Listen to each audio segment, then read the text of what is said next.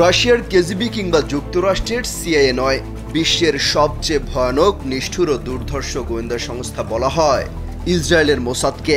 1948 সালে প্রতিষ্ঠিত এই মোসাদ বিভিন্ন দেশে গিয়ে গুপ্ত হত্যার মতো লোমহর্ষক অপারেশনও করে থাকে নিয়মিত।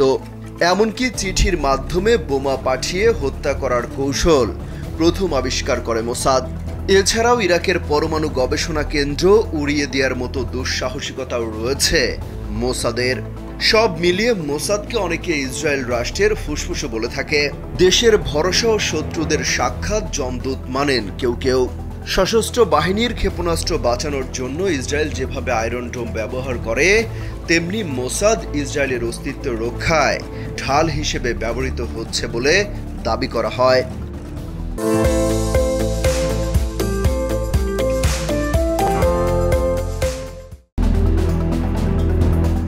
মোসাদের প্রতিষ্ঠাতা তৎকালীন ইসরায়েলি প্রধানমন্ত্রী ডেভিড বেন গুরিয়ন মনে করতেন, গোয়েন্দা বৃত্তি ইসরায়েলের প্রথম ডিফেন্স লাইন।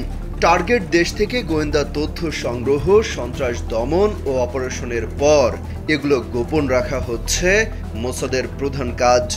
এটি ইসরায়েলের প্রধান গোয়েন্দা সংস্থা। তাদের কাজের রিপোর্ট ও গোয়েন্দা তথ্য সরাসরি প্রধানমন্ত্রীকে দিতে হয়। এর নীতিমালা ও কার্যক্রম অনেকটা যুক্তরাষ্ট্রের সিআইএ, যুক্তরাজ্যের MI6 ও কানাডার CSIS এর অনুরূপ। গোয়েন্দা সংস্থাগুলোর মধ্যে অপহরণ, হত্যা, গুমসহ এই ধরনের কর্মকাণ্ডে মোসাদকে সবচেয়ে দুর্ধর্ষ মানা হয়। মূলত ইসরায়েলের নিরাপত্তা প্রশ্নে বিভিন্ন প্রচেষ্টা ও কর্মকাণ্ড মোসাদকে গোয়েন্দা বৃত্তিতে সর্বোচ্চ মান দিয়েছে। দুর্ধর্ষ এই গোয়েন্দা সংস্থার মূল লক্ষ্য হচ্ছে ফিলিস্তিনি মুক্ত আন্দোলন প্রতিহত করা ও আরব বিশ্ব সহ মুসলমানদের স্বার্থ সংশ্লিষ্ট বিষয়ে প্রতিবন্ধকতা সৃষ্টি করা।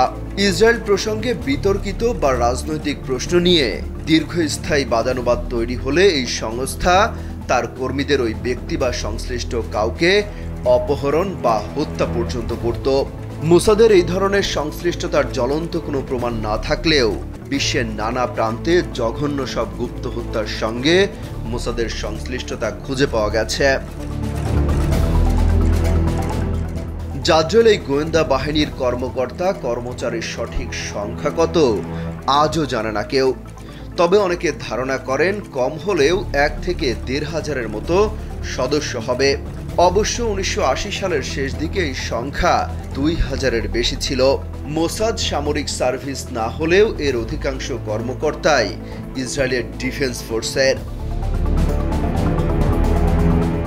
অমিত হাসান রবিন, কালবেলা।